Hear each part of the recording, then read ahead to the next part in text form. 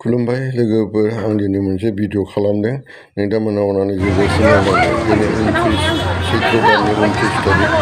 गाबोन संक्रान्ति जागोन एप्रिल मासनि 12 तारिख एप्रिलाव संक्रान्ति जागोन बेनिखायनो जोंनि बर'फ्रा दिनैहाय हाथाइसालियावहाय गोबां गोखा गोखै जाग्रा मुवाफोरखौहाय फानफैदों बे गारला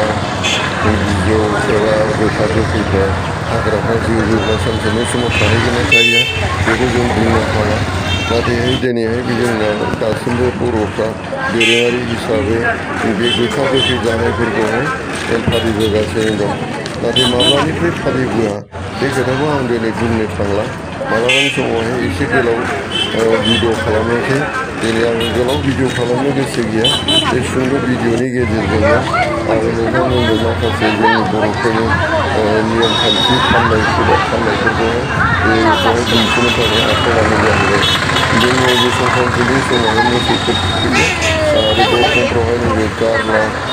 बिलाइफोरखौहाय ओमफ्राय खाथ्रि बिलाइफोरखौ बिबारफोरखौहाय जोङो खानानै दोनो ओमफ्रायहाय बेनो बेवहाय जेबो धोरोमनि माबा ओंथिफोर गैया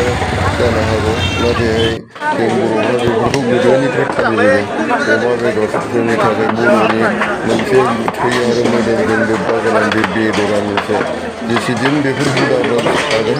एसेदिनसो बर' हारिनि हारिमुवा थांनानै थागोन नङाबा बेफोरखौ जों खोमानानै लायोब्ला सानसेनि समावहाय बर'नि हारिमुवा गोमालांगोन जोंनि ट्राइबेलनि ओंथिया मालाबानि समाव खोमोरजानो हागौ जोङो बेफोर हुदाफोरखौहाय माब्लाबाबो नागारजोबनो हाया बेनिखायनो आं लोगोफोर दिनै बे भिडिअखौ नोंथांमोना जायफ्रा नायदों